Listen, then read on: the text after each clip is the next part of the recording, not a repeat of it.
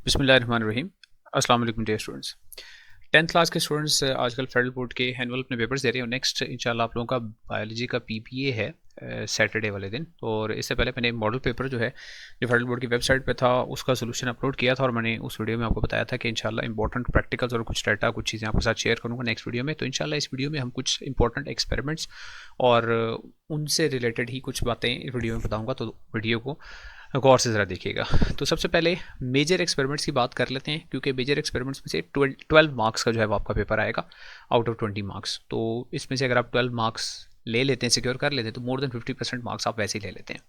इसमें जो सबसे पहला एक्सपेरिमेंट है मॉडल पेपर में भी इसी से रिलेटेड क्वेश्चन आया था और इंशाल्लाह मेरे ख्याल में जो आपका फाइनल बोर्ड का पीबीए का पेपर आएगा उसमें से भी इस प्रैक्टिकल में से ज़रूर क्वेश्चन आएगा। तो इसलिए इसको ज़रा ध्यान से देखिएगा। एक्सपेरिमेंट है qualitative test for different types of energy foods. Test 4 हैं, ठीक है। तो चारों की प्रोसीजर ब्रीफ सा बताऊंगा। प्रोसीजर की इतनी खास ज़रूरत नहीं है, लेकिन फिर भी प्रोसीजर ब्रीफ सा बता दूंगा और प्रोसीजर से ज़्यादा इंपॉर्टेंट रिजल्ट्स हैं। तो रिजल्ट्स के लिए डायग्राम्स भी साथ मैंने इंक्लूड कर दी है, तो वो डायग्राम्स भी जहन में रखिएगा। तो सबसे पहला टेस्ट है बेनेडिक्ट टेस्ट। बेनेडिक्ट टेस्ट होता है ग्लूकोज के लिए, which is a reducing agent. तो बेनेडिक्ट टेस्ट में सबसे पहले आपको चाहिए क्या? बेनेडिक्ट सोल्यूशन चाहिए और ग्लूकोज का सोल्यूशन चाहिए। तो आपने क्या करना है, बेनेडिक्ट सोल्यूशन आपने ऐड करना है ग्लूकोज सोल्यूशन के अंदर। 2 centimetre cube of test solution ले रहे हैं आप, ग्लूकोज का सोल्यूशन ले रहे हैं, उसके अंदर आप बेनेडिक्ट सोल्यूशन ऐड कर रहे हैं और फिर उसको आप हीट कर रहे हैं एक वाटर बाथ के अंदर। फिर इस टेस्ट ट्यूब को वाटर बाथ में से आप निकाल लेंगे और फिर उसके बाद आप कलर को ऑब्जर्व करेंगे। बस इतना सा एक्सपेरिमेंट है। अब आपने याद ये थोड़ा सा प्रोसीजर रखना है कि आपने ग्लूकोज सोल्यूशन के अंदर बेनेडिक्ट सोल्यूशन डाला है, उसके बाद वाटर बाथ के अंदर उसको हीट किया है, लेकिन सबसे ज़्यादा इंपॉर्टेंट चीज़ क्या है, आपने कलर याद रखना है। कलर क्या है? अब यहाँ पे देखें नीचे डायग्राम में ये 4 कलर्स हैं। 4 में से भी सबसे इंपॉर्टेंट आखिरी वाला कलर है। कलर का नाम और कलर इटसेल्फ ये याद कर लें। वो क्या है? ब्रिक रेड कलर के प्रेसिपिटेट्स। अगर ब्रिक रेड कलर के प्रेसिपिटेट्स बनेंगे तो कंफर्म है एक रिड्यूसिंग शुगर मौजूद था आपकी ओरिजिनल सोल्यूशन के अंदर, यानी ये पॉजिटिव टेस्ट है for the presence of glucose. ठीक हो गया? इसलिए होता है, थोड़ा सा बता दूं कि जो रिड्यूसिंग शुगर्स होते हैं वो रिड्यूस करते हैं कॉपर सल्फेट को जो बेनेडिक्ट सोल्यूशन के अंदर होता है। लेकिन ये सारे कलर्स आपको याद रखने की ज़रूरत नहीं है। ये 3 पहले कलर्स, आखिरी कलर ये इंपॉर्टेंट है। लेकिन ये तीनों भी देख लें कि अगर ब्लू कलर का सोल्यूशन होगा तो इसका मतलब है नेगेटिव है, शुगर प्रेजेंट नहीं था सोल्यूशन में। ये अच्छा, ग्रीन या येलो कलर का प्रेसिपिटेट होगा तो कुछ ट्रेसेस होंगे रिड्यूसिंग शुगर के, और मॉडरेट होगा अगर ऑरेंज प्रेसिपिटेट होगा। लेकिन अगर ब्रिक रेड प्रेसिपिटेट बनेगा तो श्योर शॉर्ट है कि एक ग्लूकोज मौजूद था। ये पहला टेस्ट हो गया, बस इतना सही। उसके बाद टेस्ट नंबर 2 है आयोडीन का टेस्ट है। अच्छा, अब आयोडीन का टेस्ट किस लिए होता है ये आपको पता होना चाहिए। ये स्टार्च की प्रेजेंस के लिए होता है। तो इसमें टेस्ट क्या करेंगे, आपने आयोडीन ऐड करनी है। एक फूड का सैंपल आपको मिलेगा, उसके अंदर टेस्ट ट्यूब के अंदर फूड का सैंपल लिया और उसको ग्राइंड कर लिया, आपने सोल्यूशन बना लिया।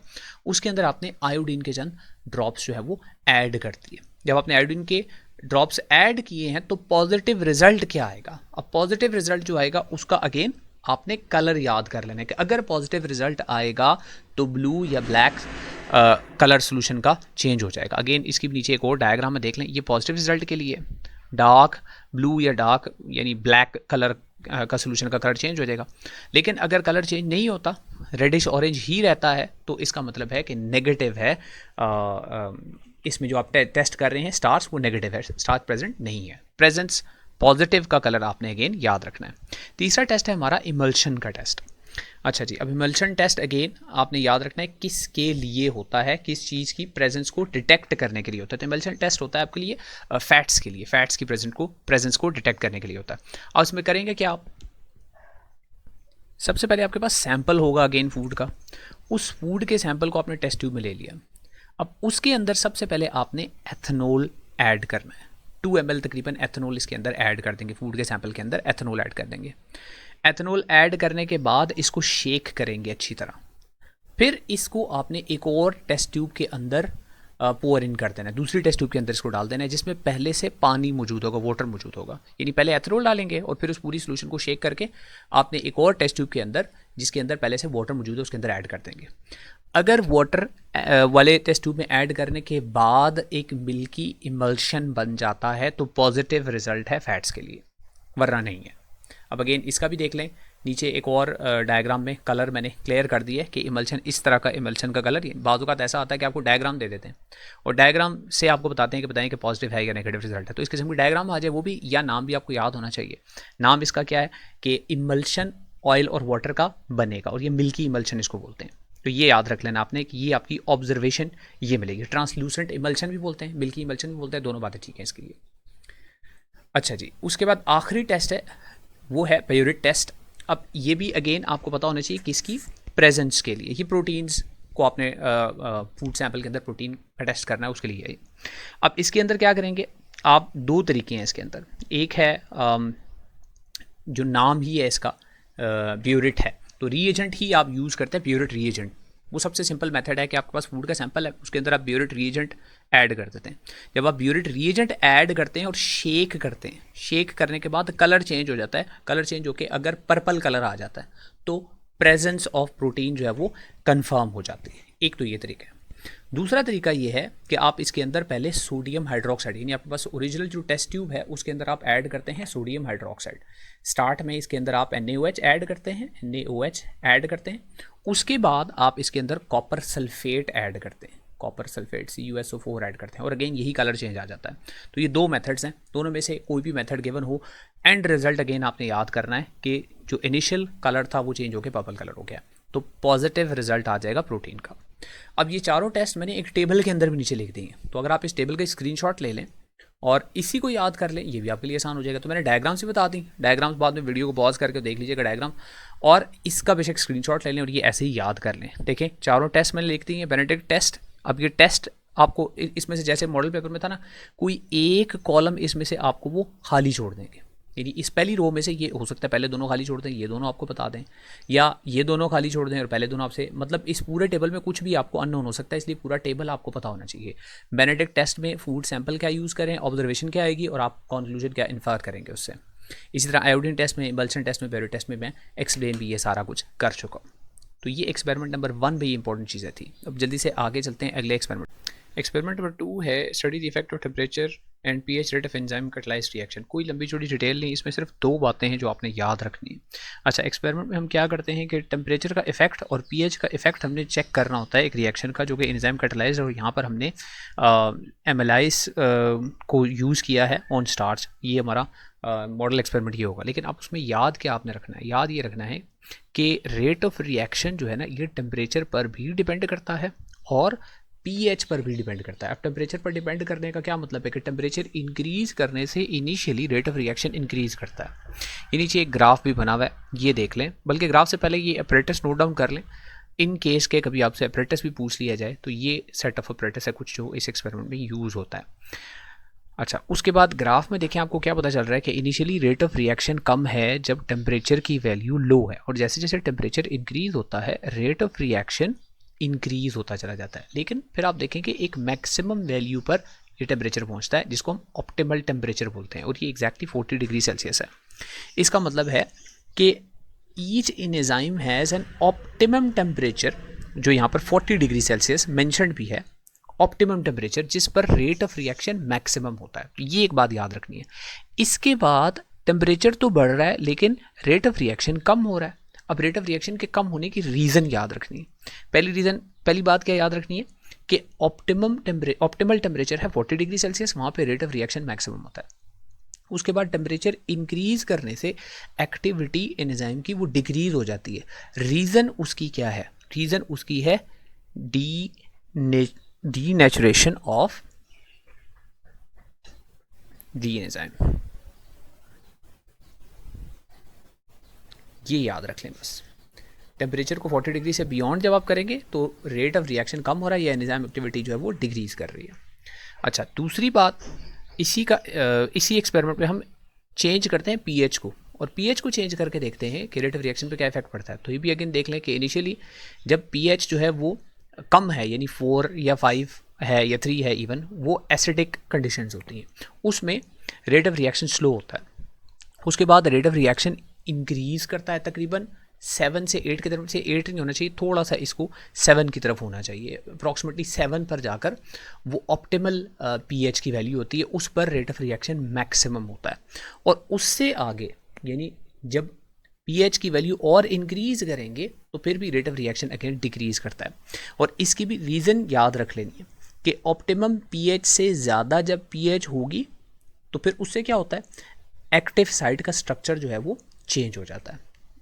Change in active site structure, अगर पीएच की वैल्यू ऑप्टिमल से हटके हो तो rate of reaction slow down हो जाता है। बस ये बातें याद रखनी है। अब इससे रिलेटेड क्वेश्चन आ गया तो आपने इन्हीं वर्ड्स में इसका आंसर दे देना, और इस एक्सपेरिमेंट में कोई खास चीज़ नहीं है। अगले एक्सपेरिमेंट को देख। नेक्स्ट एक और इम्पॉर्टेंट एक्सपेरिमेंट है, study the effect of limiting factors on the rate of photosynthesis. Photosynthesis के लिए जो कंडीशंस रिक्वायर्ड हैं उनमें सनलाइट, कार्बन डाइऑक्साइड, सनलाइट होनी चाहिए, कार्बन डाइऑक्साइड और वाटर होना चाहिए। लेकिन किस रेट से फोटोसिंथेसिस होता है, तो फैक्टर्स जो अफेक्ट कर रहे हैं, एक्सटर्नल फैक्टर्स, उसमें लाइट की इंटेंसिटी, टेम्परेचर और कार्बन डाइऑक्साइड की कंसनट्रेशन। लेकिन हमने लाइट की इंटेंसिटी को यहाँ भी नहीं देखना, हमारे पास दो फैक्टर्स होंगे जिनको देखना होगा, एक कार्बन डाइऑक्साइड की कॉन्सेंट्रेशन को और दूसरा टेम्परेचर को। तो दोनों का इफेक्ट देखिएगा अगेन इस ग्राफ की मदद से, इसी से रिलेटेड क्वेश्चंस आएंगे। सबसे पहले टेम्परेचर को देख लेते हैं, बड़ा आसान है ये ग्राफ समझना। अभी थोड़ी देर पहले हमने इसी किस्म का एक ग्राफ देखा था पिछले एक्सपेरिमेंट भी कि जब टेम्परेचर इंक्रीज करेंगे, इनिशियली लो टेम्परेचर पे रेट ऑफ फोटोसिंथेसिस वो कम होगा, लेकिन जैसे जैसे आप टेम्परेचर को इंक्रीज करेंगे रेट भी इंक्रीज हो रहा है फोटोसिंथेसिस का। हमें पता है ऐसे चलेगा, एक एक्सपेरिमेंटल अरेंजमेंट हो सकता है आपको ऐसी दी जाए जिसमें ऑक्सीजन गैस रिलीज हो रही हो।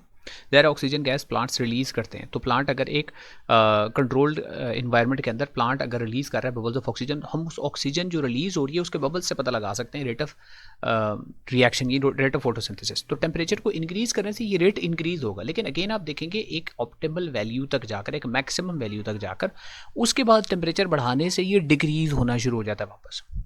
तो सबसे पहले ये स्टार्टिंग जो पोर्शन है ग्राफ का, ये आपको क्या बता रहा है, ये बता रहा है कि rate of photosynthesis is proportional to the temperature, यानी it increases with the temperature, लेकिन up to an optimal value. ये तकरीबन कुछ 30 डिग्री सेल्सियस होती है ये value. So the rate of photosynthesis increases with an increase in the temperature, यानी temperature को बढ़ाने से ज़्यादा तेज़ी से फोटोसिंथेसिस का प्रोसेस हो रहा होता है, रेट इंक्रीज हो रहा होता है, और ये एक ऑप्टिमल टेम्परेचर तक ऐसा होता है। उसके बाद ये डिक्रीज होना शुरू हो जाता है, यानी टेम्परेचर आप बढ़ाएंगे लेकिन रेट फोटोसिंथेसिस का वो कम होना शुरू हो जाएगा। इसकी रीज़न क्या है, अभी थोड़ी देर पहले मैंने बताया था कि एंजाइम्स जो होते हैं किसी भी केमिकल रिएक्शन के अंदर वो डीनेचरेशन उनकी शुरू हो जाती है। तो यहाँ पर भी ऐसा ही होगा कि यहाँ पर एंजाइम की डीनेचरेशन स्टार्ट हो जाएगी, और उससे क्या होगा, उससे रेट जो है फोटोसिंथेसिस का वो डिक्रीज हो जाएगा। तो ये इफेक्ट हो गया टेम्परेचर का। उसके बाद दूसरा इफेक्ट है कार्बन डाइऑक्साइड गैस की कॉन्सेंट्रेशन का on the rate of photosynthesis. यानी अगर आप कार्बन डाइऑक्साइड जो बेसिक इंग्रेडिएंट है फोटोसिंथेसिस के प्रोसेस को स्टार्ट करने के लिए, अगर उसको इंक्रीज करेंगे तो क्या फोटोसिंथेसिस का रेट इंक्रीज होगा? जी, ग्राफ बिल्कुल यही बता रहा है, स्टार्ट में ये इंक्रीज ही होगा। जितनी कार्बन डाइऑक्साइड की कॉन्सेंट्रेशन आप ज़्यादा करेंगे, इस पोर्शन ऑफ द ग्राफ में पता चल रहा है रेट ऑफ फोटोसिंथेसिस भी इंक्रीज हो जाएगा। लेकिन जब दूसरे फैक्टर्स जैसा कि सनलाइट, लाइट की इंटेंसिटी या टेम्परेचर, ये वो लिमिटिंग ना हो जाए, जब वो लिमिटिंग रिएक्शन के तौर पे एक्ट करना शुरू कर देते हैं, यानी temperature for example as a limiting reactant act करना शुरू करेगा, उसके बाद आप कार्बन डाइऑक्साइड की कॉन्सेंट्रेशन को भले इंक्रीज भी करें, रेट ऑफ रिएक्शन कांस्टेंट हो जाएगा। अब इन दोनों ग्राफ्स में एक फ़र्क याद रखना है, वो ये है कि यहाँ पर डिक्रीज हो रही है, डिक्रीज हो रहा है rate of photosynthesis after the optimal temperature, लेकिन यहाँ पर ऑप्टिमल समझ जाए CO2 की सप्लाई के बाद भी ये रेट तकरीबन कांस्टेंट रहता है। थोड़ा सा डिक्रीज भी हो सकता है लेकिन ऑलमोस्ट ये कांस्टेंट हो जाता है। तो अगेन इसका रिजल्ट भी क्या है कि rate of photosynthesis increases with increasing CO2 concentration, लेकिन until other factors like light intensity and temperature they become limiting. ठीक हो गया? अब इस एक्सपेरिमेंट से रिलेटेड इसी किस्म के क्वेश्चंस आ सकते हैं, और आई होप कि अब आप इंशाल्लाह वो उनके जवाब भी दे सकेंगे। अगला एक और इम्पॉर्टेंट एक्सपेरिमेंट है, ट्रॉपिक रिस्पॉन्सेस प्लांट्स में किस किस्म के होते हैं, बल्कि आपके मॉडल पेपर में भी इससे रिलेटेड क्वेश्चन मौजूद था। तो दो तरह के ट्रॉपिक रिस्पॉन्सेस होते हैं प्लांट्स के अंदर, एक होता है फोटोट्रॉपिज्म यानी रिस्पॉन्स टू लाइट, और दूसरा होता है geotropism, response to the force of gravity. तो डायग्राम से ही क्लियर है बिल्कुल कि प्लांट्स जो है they show tropic response towards light, यानी अगर एक प्लांट को किसी बॉक्स के अंदर आप रख दें और उसमें एक साइड पे फॉर एग्जांपल एक होल ही कर दें, तो जहाँ से लाइट आ रही होगी, प्लांट का जो शूट है उसकी ग्रोथ हमेशा टूवर्ड्स लाइट होगी। यहाँ पर तो ये डायग्राम ये बता रही है कि सन की तरफ ही शूट पूरा वो पॉइंट करेगा, यानी फ्लावर पॉइंट करेगा, लेकिन असल में बताना ये मकसद है कि शूट की जो मूवमेंट है it will always be towards the light source, यानी सन लाइट है तो उसकी तरफ हो जाएगी। तो ये पॉजिटिव फोटोट्रोपिज्म को शो करती है। शूट्स जो है दे शो पॉजिटिव फोटोट्रोपिज्म। तो इसमें भी याद क्या रखना है कि shoots of the plant they bend and grow towards light और दे शो पॉजिटिव फोटोट्रोपिज्म। और दूसरा जो मूवमेंट है वो होता है अगेन जियोट्रोपिज्म। यही इसी किस्म की डायग्राम आपके उस मॉडल पेपर में इंक्लूडेड है कि अगर आपने एक पॉट को इस तरह करके इन्वर्ट करके भी रख दिया है तो पॉट का जो स्टेम है वो देखें वो किस तरफ मूव कर रहा है, वो अगेंस्ट द ग्रेविटी मूव कर रहा है। तो अगेंस्ट द ग्रेविटी का मतलब ही है negative geotropism. Against the gravity, gravity इसको पुल डाउनवर्ड्स कर रही है, उसके अगेंस्ट जा रहा है, तो इस किस्म की मूवमेंट को बोलेंगे हम नेगेटिव जियोट्रोपिज्म। और रूट्स को आप देखेंगे, रूट्स ज़मीन की तरफ जा रहे हैं, यानी फोर्स ऑफ ग्रेविटी की तरफ जा रही है, जिस तरफ पुल कर रही है, तो इसको बोलते हैं पॉजिटिव जियोट्रोपिज्म। तो इनकी डेफिनेशन दोनों की आपको पता होनी चाहिए, क्योंकि आपके मॉडल पेपर में भी एग्जैक्टली पूछा गया था, डिफाइन करें। तो नेगेटिव जियोट्रोपिज्म वहाँ भी वैसे मैंने लिखवा दी थी कि when the movement of the plant या movement of the shoot of the plant is against the force of gravity, this is called negative geotropism, and the movement of the roots in the direction of the force of the gravity, this is called positive geotropism. तो ये दो किस्म के responses हैं, ये आपको again पता होने चाहिए। अब ये कुछ इंपॉर्टेंट एक्सपेरिमेंट्स थे जो मैंने आपको बताए हैं, लेकिन इसके अलावा भी ज़ाहिर आपके कोर्स में एक्सपेरिमेंट्स हैं, तो जल्दी से मैं वो एक्सपेरिमेंट्स लिस्ट पर जाता हूँ और फिर उससे रिलेटेड कुछ क्वेश्चंस भी साथ ही इसी वीडियो में क्लियर कर देता हूँ। ये लिस्ट है एक्सपेरिमेंट्स की, नंबर 1 और 2 हम डिस्कस कर चुके हैं। नंबर 3 देख लें, लिस्ट में लिखा हुआ है to study the rate of photosynthesis using hydrogen carbonate indicator या disc method. Hydrogen carbonate indicator में हम देखते हैं रेट ऑफ फोटोसिंथेसिस। तो देखिए ये इस किस्म की अरेंजमेंट होगी कि आपके पास टेस्ट ट्यूब्स हैं, लेट से ये 4 टेस्ट ट्यूब्स हैं। अब इन 4 टेस्ट ट्यूब्स में आप देखें इनको कॉर्क की मदद से यहाँ पे सील कर दिया गया। पहले वाले में कोई प्लांट नहीं है, यानी इसका मतलब है यहाँ फोटोसिंथेसिस नहीं होगी। दूसरे वाले में एक लीफ रखा गया है और यहाँ पर लाइट भी एंटर हो सकती है, इसका मतलब है यहाँ फोटोसिंथेसिस होगी। तीसरे वाले में यहाँ पर लीफ मौजूद है लेकिन लाइट एंटर नहीं हो सकती क्योंकि बाहर की एल्यूमिनियम की फॉइल लगाई हुई है। और इस लास्ट वाले में यहाँ पर वायर गैस है यहाँ पर, इसका मतलब है बहुत थोड़ी लाइट एंटर हो सकती है। अब जहाँ पर लाइट टेस्ट ट्यूब में एंटर होगी वहाँ पर फोटोसिंथेसिस होगा। अब हमें कैसे पता चलेगा? हमने जो इंडिकेटर के तौर पे यूज़ किया हुआ है यहाँ पर, वो यूज़ किया हुआ है इंडिकेटर हाइड्रोजन कार्बोनेट यूज़ किया हुआ है हमने। अब वो जो हाइड्रोजन कार्बोनेट है वो कॉन्टीन्यूसली कार्बन डाइऑक्साइड सप्लाई करेगा, जो कि फोटोसिंथेसिस के प्रोसेस के लिए ज़रूरी है। तो जिस प्रोसेस में कार्बन डाइऑक्साइड इस हाइड्रोजन कार्बोनेट से सप्लाई होगी, इसका मतलब है वहाँ कार्बन डाइऑक्साइड की कॉन्सेंट्रेशन कम हो जाएगी, वहाँ पर फोटोसिंथेसिस का रेट जो है वो ग्रेटर होगा रिस्पिरेशन के रेट से। यानी रिस्पिरेशन नहीं होगी, ऑब्वियसली यहाँ पर फोटोसिंथेसिस होगी। जहाँ पर लाइट नहीं पहुँच सकी वहाँ पर इसका मतलब है फोटोसिंथेसिस नहीं होगी। फोटोसिंथेसिस नहीं होगी तो रिस्पिरेशन होगी, रिस्पिरेशन होगी तो कार्बन डाइऑक्साइड, इसका मतलब है एब्जॉर्ब यहाँ से नहीं होगी। अब आपने याद क्या रखना है इसमें कि इनिशियल कलर क्या था, हाइड्रोजन कार्बोनेट का इनिशियल कलर क्या था, और जब फोटोसिंथेसिस हुआ तो उस कलर में चेंज क्या आया। फिर से सुन ले, इनिशियल कलर क्या था हाइड्रोजन कार्बोनेट का, हाइड्रोजन कार्बोनेट के इंडिकेटर का इनिशियल कलर क्या था, और फिर उस कलर में चेंज तब्दीली क्या आई। तो देखें इनिशियल कलर, या पहले हम देख लेते हैं कि इनिशियली फोटोसिंथेसिस हो भी रहा है या नहीं हो रहा। तो यहाँ पर नो प्लांट, कोई प्लांट यहाँ पर पहले वाले केस में नहीं है। अच्छा, इसके बाद इनिशियल कलर क्या था वो यहाँ पर लिख लेते हैं एक हेडिंग दे के, इनिशियल कलर, और फिर उसके बाद फाइनल देख लेते हैं क्या था, या चेंज देख लेते हैं, फाइनल कलर लिख लेते हैं, फाइनल कलर क्या था, और फिर इन्फेरेंस आखिर में देखेंगे। जब प्लांट कोई नहीं है, इनिशियली कलर इसका वो होता है ऑरेंज। तो जब प्लांट ही नहीं है इसका मतलब है रेस्पिरेशन नहीं हुई। जब रेस्पिरेशन नहीं हुई तो इसका मतलब है फाइनल कलर भी इसका क्या होगा, सॉरी फोटोसिंथेसिस नहीं हुई तो फाइनल कलर इसका क्या होगा, ऑरेंज होगा। रेस्पिरेशन नहीं हुई, ऑरेंज ही रहेगा। दूसरी टेस्ट ट्यूब में देखें बी में, यहाँ पे प्लांट भी मौजूद है, लाइट भी जा रही है, इसका मतलब है यहाँ पर फोटोसिंथेसिस होगा। तो यहाँ पर प्लांट मौजूद है, लाइट भी जा रही है, इसका मतलब है फोटोसिंथेसिस भी हो रहा है। तो इनिशियल कलर ऑरेंज अगर हो, ये सबसे इंपॉर्टेंट चीज़ है, फोटोसिंथेसिस होने की सूरत में यहाँ पर कार्बन डाइऑक्साइड की कॉन्सेंट्रेशन कम होने की सूरत में कलर इसका चेंज हो जाएगा। अब कलर चेंज होकर कलर क्या होगा वो याद रखना आपने, पर्पल कलर होगा। तो अगर फाइनल कलर इसका पर्पल होगा तो यहाँ पे हम एक और कॉलम इन्फेरेंस का लिख लेते हैं। तो इसमें हम ये बताएंगे अगर फाइनल कलर पर्पल हो जाए तो इसका मतलब है फोटोसिंथेसिस का यहाँ पर प्रोसेस हुआ है और वो ग्रेटर देन रेस्पिरेशन है। ठीक है, so there is intake of CO2 due to photosynthesis जगह थोड़ी सी कम है इसको, चले मैं थोड़ा सा नीचे करता हूँ, फोटोसिंथेसिस। अच्छा, अब सी में देखें, लाइट नहीं है, प्लांट तो है मौजूद लेकिन नो लाइट, लाइट नहीं है। जब लाइट नहीं है तो इसका मतलब क्या है, फोटोसिंथेसिस का प्रोसेस इस सी में नहीं होगा। तीसरी वाली टेस्ट ट्यूब के अंदर फोटोसिंथेसिस नहीं होगा लेकिन रेस्पिरेशन होगा। तो इनिशियल कलर अगेन क्या होगा, ऑरेंज ही होगा।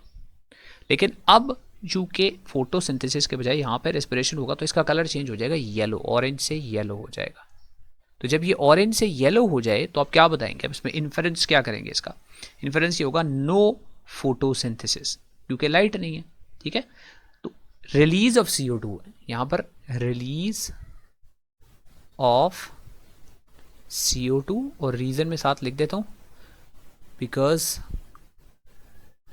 No light is present, hence no photosynthesis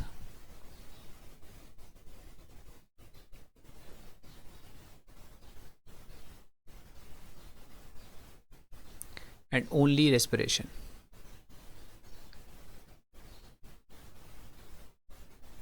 यानी सिर्फ रेस्पिरेशन हो रही है, फोटोसिंथेसिस यहाँ पे नहीं हो रहा। और आखिर में क्या था, आखिर में मैंने बताया कि आखिरी टेस्ट ट्यूब में उसको हमने कवर किया था एक वायर गाज से, वहाँ पर भी लाइट ना होने के बराबर एंटर हो रही है। तो उसमें भी हम यही कहेंगे कि लीफ जो है उसको हमने एक चूँकि रखा हुआ है कैसे वायर गैस के अंदर, तो वहाँ पर भी फोटोसिंथेसिस ना होने के बराबर है। तो इनिशियल कलर उसका ऑरेंज होगा और स्लाइटली पर्पल कलर आ सकता है इसमें, लाइट पर्पल कलर इसमें आ सकता है। और इससे हमें क्या पता चलता है, इससे पता चलता है कि फोटोसिंथेसिस भी हो रही है, फोटोसिंथेसिस भी हो रही है और रेस्पिरेशन भी हो रही है, और दोनों का रेट जो है वो बराबर है। इस वाले को थोड़ा नीचे करके लिख देते हैं और इन्फेरेंस में इसमें क्या लिख देंगे कि both photosynthesis and respiration and they are balanced. ठीक है, सो नो नेट रिलीज, बल्कि इसको यूँ कहते हैं कि photosynthesis and respiration are balanced. ठीक हो गया। तो ये इंडिकेटर की मदद से हमने रेट ऑफ फोटोसिंथेसिस को डिटेक्ट कर लिया इस एक्सपेरिमेंट के अंदर। उसके बाद नेक्स्ट एक्सपेरिमेंट्स हैं, मेजर की ही अभी हम बात कर रहे हैं। तो हमने 4 को भी डिस्कस कर लिया हमने। अच्छा, ये नाइट्रोजन और magnesium on the growth of plants, ये 5वां है। तो इसमें अगेन अगर ऐसी अरेंजमेंट हो कि हमारे पास 3 टेस्ट ट्यूब्स हैं लेट से, और 3 टेस्ट ट्यूब्स में हमने डिफरेंट कंडीशंस में प्लांट्स को रखा हुआ है। एक में सिर्फ डिस्टिल्ड वाटर हो, कोई न्यूट्रिएंट्स ना हो, दूसरे में नाइट्रोजन मौजूद हो, कंप्लीट सोल्यूशन हो, और तीसरे में नाइट्रोजन डिफिशिएंट सोल्यूशन मौजूद हो। तो हमने कलर से देखकर बताना है, प्लांट के कलर से देखकर बताना है, लीव्स के कलर से देखकर बताना है कि किसकी ग्रोथ सबसे अच्छी होगी। तो ज़ाहिर है नाइट्रोजन जो है वो बहुत ज़रूरी है, नाइट्रोजन बहुत ज़रूरी है प्लांट्स के लिए। तो नाइट्रोजन चूँकि बहुत ज़रूरी है, इसका मतलब है जो लीव्स का कलर है ना, वो हमें बताएगा कि कैसी ग्रोथ हो रही है प्लांट्स के अंदर। तो जहाँ पर कोई न्यूट्रिएंट्स नहीं होंगे वहाँ पर कलर याद रख लें, बहुत ज़्यादा पेल ग्रीन या येलो होगा, very pale green to yellow colour होगा। जहाँ पर सिर्फ डिस्टिल्ड वाटर है, कोई न्यूट्रिएंट्स नहीं है, इसका मतलब वीक ग्रोथ को शो करता है, वीक ग्रोथ डिस्टिल्ड वाटर के। अच्छा, अगर नाइट्रोजन मौजूद है सोल्यूशन एक ऐसा है जिसमें नाइट्रोजन के साथ न्यूट्रिएंट सारे मौजूद हैं, वहाँ जो कलर होगा वो कलर याद रख लें, वो डार्क ग्रीन कलर होगा, डार्क ग्रीन कलर लीव्स का होगा। इसका मतलब क्या होगा? इसका मतलब होगा हेल्दी ग्रोथ, हेल्दी ग्रोथ। और जहाँ पर तीसरा, अगर आपको नाइट्रोजन डेफिशिएंट कंडीशंस में अगर हो, तो नाइट्रोजन डेफिशिएंट कंडीशंस के अंदर, खैर वो पहले में लिख दिया, तो ये दो कंडीशंस आप याद रख लें, एक पेल ग्रीन टू येलो कलर याद रख लें और दूसरा डार्क ग्रीन कलर ये याद रख लें। इसके बाद नंबर 6 भी एक इम्पॉर्टेंट है experiment, to study the process of transpiration in plants using cobalt chloride paper. तो इसमें भी अगेन अरेंजमेंट कुछ इस किस्म की होगी कि अगर आपके पास एक लीफ है, उसके ऊपर आप इस तरह cobalt chloride paper different leaf के हिस्सों के ऊपर रखकर कलर चेंज से बता सकते हैं कि ट्रांसपिरेशन का रेट कहाँ पर ज़्यादा होता है। तो ट्रांसपिरेशन बेसिकली क्या होता है? लॉस ऑफ वाटर वेपर्स होता है लीव्स के थ्रू, और लीव्स जो हैं वो थ्रू स्टोमेटा वाटर वेपर्स को लूज़ कर रहे होते हैं। तो कोबाल्ट क्लोराइड पेपर जो है वो एज अ मॉइस्चर इंडिकेटर हम इस्तेमाल कर रहे होते हैं। तो इसका कलर अगर ब्लू से पिंक हो जाए तो इसका मतलब है इसने वाटर वेपर्स एब्जॉर्ब किए हैं। लेकिन ये अगर इसका कलर ब्लू से पिंक ना हो या स्लाइटली पिंक हो, लाइट पिंक हो, तो इसका मतलब है इसने वाटर वेपर ज़्यादा एब्जॉर्ब नहीं किए।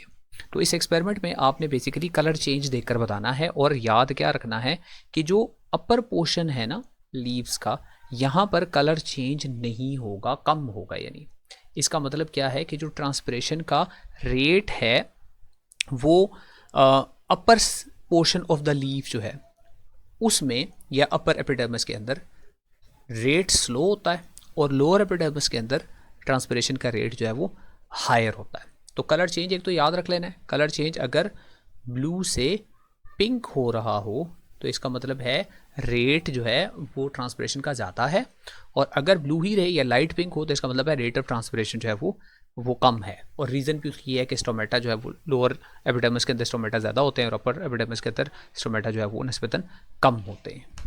तो बस ये कलर चेंज से आपने याद रख लेना है। और उसके अलावा इसमें यूज़ क्यों करते हैं कोबाल्ट क्लोराइड पेपर, ये पता होना चाहिए आपको। तो रीज़न ये मैं आपको तीनों बता चुका हूँ। अब होपफुली जो सेक्शन ए है, जो मेजर एक्सपेरिमेंट्स हैं, उनका आपको कुछ आइडिया हो चुका होगा क्वेश्चंस किस किस्म के आएंगे, और मैंने कुछ आपको जितना कुछ थोड़ा बहुत मुझे पता था बायोलॉजी के बारे में थोड़ी सी इन्फॉर्मेशन मैंने दे दी है। तो इसके बाद इंशाल्लाह सेक्शन बी में भी लेबलिंग है बहुत इंपॉर्टेंट वो, और आखिरी एक क्वेश्चन है हिस्टोग्राम वाला, वो उसको डिस्कस करेंगे, लेकिन वो इंशाल्लाह नेक्स्ट वीडियो में। इससे पहले जो फेडरल बोर्ड ने अपनी वेबसाइट पर मॉडल पेपर सॉल्व किया हुआ है वो मैं सॉल्व कर चुका हूँ, और आपके सामने स्क्रीन पर वीडियो आ रही है, इस पर क्लिक करके आप वो वीडियो भी देख सकते हैं। तो see you in that video then इंशाल्लाह।